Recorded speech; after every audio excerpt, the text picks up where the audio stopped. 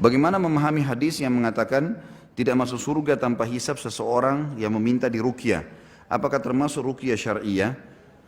Karena saya pernah ingin diruqyah tapi tidak jadi karena diberitahu hadis tersebut.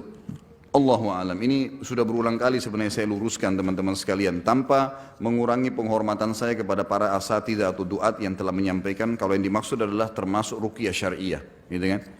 Teman-teman sekalian, saya ulangi kembali hadisnya. Hadis ini diriwayatkan oleh banyak ya ahli sunan juga, kalau saya tidak salah diriwayatkan Imam Ahmad.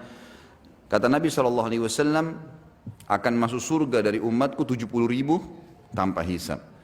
Perhatikan cirinya Nabi sebutkan. Yang pertama, tidak bertatayur. Tahu apa tatayur? Gantung nasib dengan benda. Pernah saya jelasin, tangan kanannya gatal mau keluarin duit, tangan kiri kanan mau dapat duit. Ini dusta tatayur, nggak ada.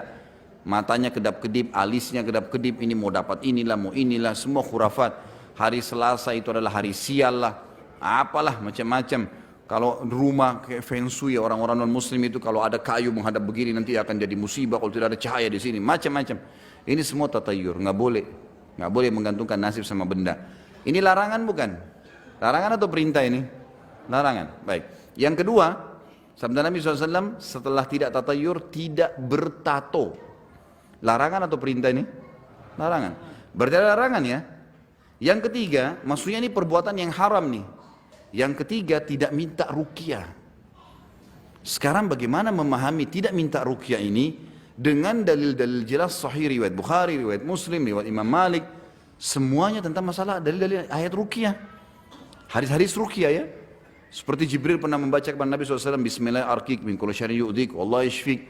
Semoga Allah aku meruqyahmu dan semoga Allah menyembuhkanmu, gitu kan? Itu bahasa dibahasakan.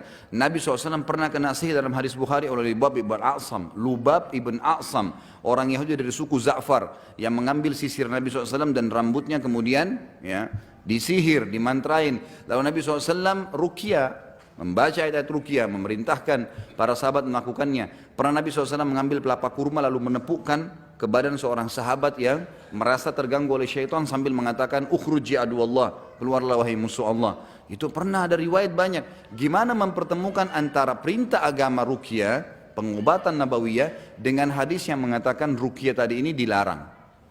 Teman-teman ulama hadis menjelaskan, sebagian, tidak semua tentunya, mengatakan bahwasanya yang dimaksud dengan ruqyah dalam hadis yang pertama 70.000 itu adalah secara etimologi, secara bahasa. Karena selalu dalam buku-buku fikih kita ada namanya lughatan wa istilahan, lugah, bahasa dan istilah, gitu ya. Selalu misalnya kalau kita baca buku fikih tentang sholat, pasti sholat itu dijelaskan dulu. Sholat secara bahasa apa sih? Doa.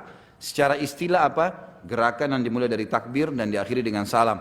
Kan ada penjelasan. Nah yang jadi tolak ukur adalah yang dilihat di sini bahasa atau istilahnya, dilihat, diposisikan di situ. Ruqyah di sini teman-teman, kalau secara bahasa, letter, raka itu artinya meniupkan bacaan.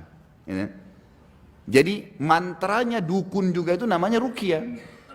Mantranya dukun, ruqyah juga itu. Karena dia meniupkan bacaan. Makanya untuk membedakannya namanya ruqyah syariah. Bacaan yang ditiupkan, yang syar'i. Ada hadis lain bunyinya begini. Ar-ruqa wat-tama'ila wat-tama'ima wat-tiwala syirkun. Ar-ruqa jamak daripada ruqyah. Ruqyah, tiwala, gitu kan? Atau tamimah yang digantung-gantung kalung, dan juga yang digantungkan pada hewan untuk supaya selamat hewan itu, atau yang dikalungkan kepada anak kecil adalah syirik. Perhatikan di sini ruqyah ya, kalung yang digantungkan pada orang, yang digantungkan pada hewan atau kendaraan adalah syirik. Berarti ruqyah syirik nih kalau difahamin begitu. Benar gak? Tapi ternyata di sini kata ulama bukan itu. Ini ruqyah secara bahasa, artinya mantra yang dimantrain oleh orang-orang. Ya, itu berarti orang-orang yang bukan orang beriman, bukan doa-doa yang dianjurkan, maka berarti itu adalah perbuatan syirik. Jadi sini secara etimologi teman-teman sekalian, bukan secara istilah, gitu kan? Karena kalau kita tarik, oh ternyata orang yang minta ruqyah tidak akan masuk surga. Tapi bagaimana dengan orang yang sakit?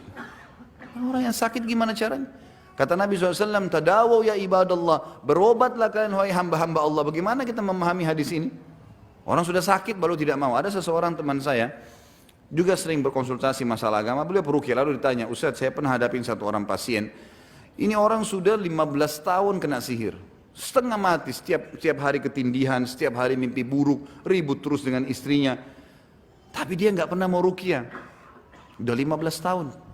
Kemudian dia datang kepada saya, konsultasi, saya rasa begini, saya rasa begini. Terus tidak sengaja teman saya ini bilang, Pak, kenapa nggak ruqyah? Dia bilang, saya tunggu kalimat itu Ustaz. Saya ditawarin ruqyah, supaya saya mau ruqyah. Kalau saya minta, saya takut kena hadis tadi. Gitu kan. 15 tahun sakit. Sama orang ke dokter, dia bilang apa? Dok, saya tunggu dokter nanya, mau berobat nggak? Gitu. Baru saya mau berobat, kalau enggak saya nggak mau bicara. Nggak bisa, jangan salah dalam pemahaman ini ya. Allahu a'lam, ini setahu saya. Sekali lagi, saya bukan menjatuhkan siapapun, bukan menyalahkan pendapat siapapun, tapi saya jelaskan apa yang saya fahamin. Ini menurut saya lebih adil, ya. Ini kata Allah SWT dalam Al-Quran jelas ya, fa'dilu. Kita harus disuruh adil, bijaksana dalam memahami masalah-masalah seperti ini. Karena kalau tidak akan bentrok dengan dalil-dalil ruqyah, banyak tuh. Dalil hadis-hadis tentang doa-doa ruqyah banyak sekali itu. Antum kalau baca buku kecil yang terbitan Pusaka Ibnu Umar, doa ruqyah yang 7.000 rupiah harganya, tebal, tipis, kecil, tapi banyak sekali dalamnya. Ayat-ayat Al-Quran yang pernah dibaca oleh Nabi SAW, dibaca oleh sahabat. Bahkan pernah sahabat mengobati kepala suku yang kena sengatan, ya, kalajengking dengan baca Al-Fatihah, gitu kan. Kemudian sahabat itu meminta agar diberikan balasan makanan. Maka keluarlah banyak pendapat ulama itu, boleh nggak peruqyah mendapatkan hasil balasan dan seterusnya lah. Tapi itu khilaf di antara ulama, gitu. Tidak boleh kita vonis ya. Allahu a'lam.